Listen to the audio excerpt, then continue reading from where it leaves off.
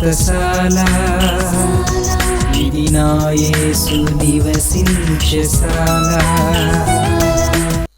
మొదటి రాజుల గ్రంథం 18వ అధ్యాయం 38వ వచనం.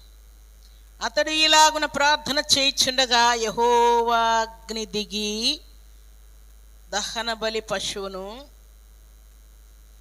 కట్టెలను, రాళ్లను, బుగ్గిని దహించి కందకమందలి అందున్న నీళ్లను ఆరిపోజేసెను. ఏలియాకు బయలు ప్రవక్తలకు పందెం పడింది. మీరు మీ దేవుణ్ణి ప్రార్థన చేసి అగ్నిని కురిపించండి, నేను నా దేవుణ్ణి ప్రార్థన చేసి అగ్నిని కురిపిస్తాను అని భక్తుడైనటువంటి ఏలియా ఛాలెంజ్ చేస్తే వారు బయలు ప్రవక్తలందరూ ప్రార్థన చేశారు. అగ్ని రవ్వంత కూడా రాలేదు. ఉదయం నుండి సాయంకాలం వరకు బయలు ప్రవక్తలు ప్రార్థన చేస్తే అగ్ని కురవలేదు. కానీ దైవజనుడైనటువంటి ఏలియా ప్రార్థన చేయగానే ఆకాశం నుండి అగ్ని దిగివచ్చి ఎద్దును, కట్టెలను, నీళ్లను దహించి బూడిద చేసినట్టు వ్రాయబడి ఉన్నది. అనగా సర్వశక్తిమంతుడైనటువంటి దేవాతి దేవుని సన్నిధిలో ప్రార్థన చేస్తున్నటువంటి వారికి సర్వ హక్కులు దేవుడిస్తూ ఉన్నాడు. దైవజనుడైనటువంటి ఏలియాకు ఈ హక్కును దేవుడిచ్చాడు. ప్రియులారా, ఆయన ఏం ప్రార్థన చేస్తే అది జరిగేటట్టు. వర్షం ఆకాశం నుండి రావాలంటే వర్షం వస్తుంది, అగ్ని రావాలంటే అగ్ని వస్తాం. వర్షం రాకూడదంటే వర్షం రావట్లేదు, అగ్ని రాకూడదంటే అగ్ని రావట్లేదు. ఇంత ప్రభావము దైవజనుడైనటువంటి ఏలియాకు దేవుడు ఇచ్చినట్టు వ్రాయబడింది. ఈ అగ్ని ఇంతటితో ఆగిపోకుండా దేవుని యొక్క రాకడలో ఆ అగ్ని కనబడుతూ ఉన్నది. దేవుని రాకడలో దేవుని ప్రజలందరూ పరలోక రాజ్యానికి వెళ్ళిపోతూ ఉంటే నమ్మని వారు అగ్నిలోనికి వెళ్ళవలసిన పరిస్థితి. ఏంటి ఆ అగ్ని అని అంటే, భూమి మీద బ్రతికినంత కాలం దేవుడు మనకు ఛాయిస్ ఇస్తాడు. నీ ఇష్టం వచ్చినట్టు మాట్లాడు, నీకు ఇష్టం వచ్చినట్టు జీవించు, నీకు ఇష్టం వచ్చినట్టు నడుచుకో, నీకు ఇష్టం వచ్చినట్టు తలంచు, నీకు ఇష్టం వచ్చినట్టు తిను, తాగు, సుఖించు, ఏమైనా చేసుకో. కానీ దేవుని యొక్క రాకడలో మీ క్రియలను, మీ కార్యాలను, మీ పనులను సమస్తాన్ని కూడా నేను అగ్ని చేత పరీక్ష చేస్తానంటాడు. అప్పుడు కొందరి ఆత్మీయ జీవితము బంగారు వలె ఉంటుందంట, కొందరు ఆత్మీయ జీవితము వెండి వలె ఉంటుందంట, కొందరు ఆత్మీయ జీవితము రాళ్ళ వలె ఉంటుందంట, కొందరు ఆత్మీయ జీవితము గడ్డి వలె ఉంటుందంట, కొందరు ఆత్మీయ జీవితము కర్ర వలె ఉంటుందంట, కొందరు ఆత్మీయ జీవితము కొయ్య కాలు వలె ఉంటుంది. వీటన్నిటిని తీసుకుని వెళ్ళి దేవుడు అగ్నిలో పడేస్తాడు. అప్పుడు ఏముంటాయి, ఏమి కాలిపోతాయి చెప్పండి?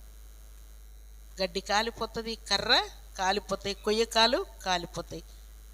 ఈ రాళ్ళు, వెండి, బంగారములు మాత్రం కాలినా కూడా అవేమవుతాయి?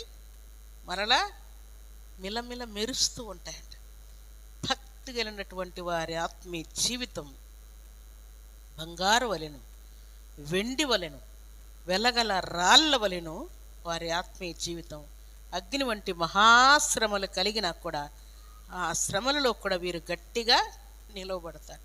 మన ఆత్మీయ జీవితం గడ్డి వలె, కొయ్యకాలు వలె, కర్ర వలె ఉంటే బూడిదైపోతుంది. గింజలు మాత్రమే మిగులుతారు, పొట్టు మొత్తం కాల్చబడుతూ ఉన్నది. కాబట్టి ఇహలోకంలో మనకు ఇల్లు, పొలాలు, స్థలాలు, ఉద్యోగము, అలాగే మరి బిజినెస్లు, తర్వాత విలువైనటువంటి అధికారులతో, రాజకీయ నాయకులతో, పెద్దలతో పేరు ప్రఖ్యాతులు, పొలాలు, స్థలాలు ఎన్నో మనకు ఉండొచ్చు, అందచందాలు ఉండొచ్చు, ఆస్తిపాస్తులు ఉండొచ్చు. కానీ అవన్నీ కూడా దేవుడు పొట్టు అంటున్నాడు. అవన్నీ ఇహలోక సంబంధమైన పొట్టుతో సమానంగా ఎంచుతూ ఉన్నాడు. దేవుని రాకడలో ఇక్కడ ఉన్నటువంటి అగ్నికి మనం భయపడాల్సిన పని లేదు. ఒకవేళ మనం చనిపోతే, ఏదైనా యాక్సిడెంట్ అయితే, ఇల్లు అంటుకొని కరెంటు షాక్ ఇచ్చి చనిపోతే పరలోకంలో లేస్తాం. అక్కడ ఒక అగ్ని ఉంది. ఆ అగ్నికి మనం గురి కాకుండా జాగ్రత్త పడాలి. ఆ అగ్నిగుండానికి వెళ్లకుండా మనం జాగ్రత్త పడాలని దేవుడు నేను దహించు అగ్ని. కాబట్టి నా సొత్తై మీరుంటే షడ్రక్ మేషక్ అబేద్నెగోలు వారు దహించు అగ్ని వలె కాలకుండా ఎలాగ భద్రం చేయబడ్డారో, దేవుని యొక్క రాకడలో పరలోక రాజ్యం చేరుకునే భాగ్యాన్ని దేవుడు ఇస్తాడు.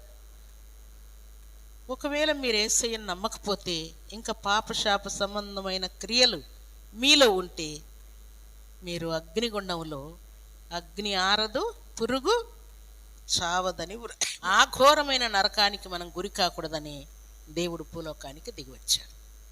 ఇది శాశ్వతమైనదన్న సంగతి మనం గ్రహించాలని దేవుడు జ్ఞాపకం చేస్తున్నాడు.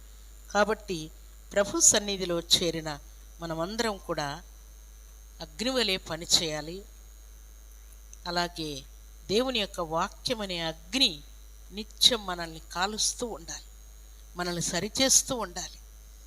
మనల్ని ఆయన కొరకు సరిపోయినటువంటి పాత్రలుగా దేవుని యొక్క వాక్యం మనల్ని శుద్ధి చేస్తూ ఉంటుంది.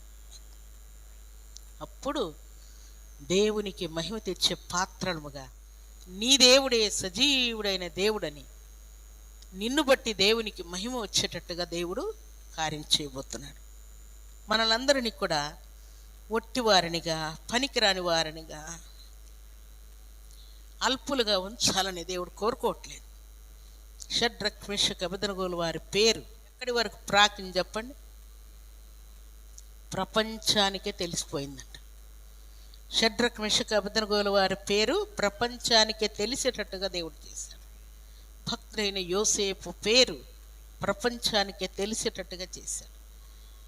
భక్తుడైన దానియేలు సింహబోనులో వేయబడినప్పుడు ఆయన సింహాల నోళ్ళు మూసివేశాడన్న సంగతి ప్రపంచానికే తెలిసేటట్టు దేవుడు చేశాడు. ప్రియులారా, ఈ శుభదినాన మనలో భక్తి, ప్రార్థన, యథార్థత, స్థిరబుద్ధి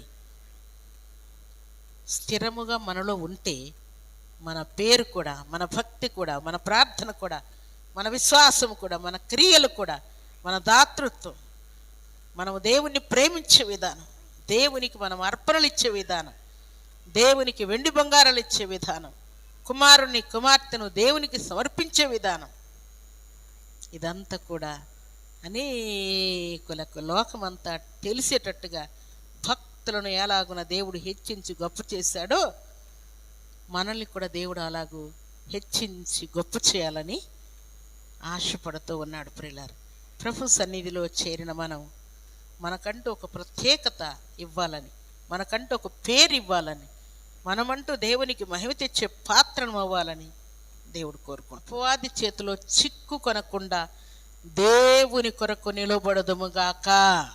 సన్నిధిలో చేరిన మనలందరినీ కూడా దేవుడు లేవనెత్తబోతూ ఉన్నాడు. ఆయన కొరకు అగ్ని వలె మనం పని చేయాలని దేవుడు కోరుకుంటూ ఉన్నాడు. ఆయన కొరకు సత్య వలె మనం ఉండాలని దేవుడు కోరుకుంటూ ఉన్నాడు. ఆయన కొరకు ఇంట బయట, సంఘంలో, సమాజంలో మహిమ తెచ్చే పాత్రముగా మనం ఉండాలని దేవుడు కోరుకుంటూ ఉన్నాడు. లోకానికి, సాతానుకు చోటిచ్చి ఏ ఏ విషయాల్లో మీరు ఓడిపోయారో వాటన్నిటి విషయంలో దేవుడు మిమ్మల్ని గెలిపించాలని దేవుడు కోరుకుంటూ ఉన్నాడు. కాబట్టి దేవుని సన్నిధిలో చేరిన మనం అందరం కూడా మమ్మల్ని కూడా అగ్ని వలె ఉంచయ్యా, సత్య వలె ఉంచయ్యా, నీవు దహించు అగ్ని అయినట్టుగా మేము కూడా దహించు అగ్నిగా పనికొచ్చే పాత్రలుగా పని చేయనట్టు మమ్మల్ని వాడుకోయ్యా అని మనం ప్రార్థన చేస్తే నిశ్చయముగా దేవుడు మనల్ని అగ్ని వలె ఉంచాలని దేవుడు కోరుకుంటూ ఉన్నాడు. అలాంటి కృపా భాగ్యం సర్వశక్తిమంతుడైనటువంటి దేవాతి దేవుడు సర్వసమృద్ధిగా మనందరికీ అనుగ్రహించి ఆశీర్వదించునుగాక. ఆమేన్.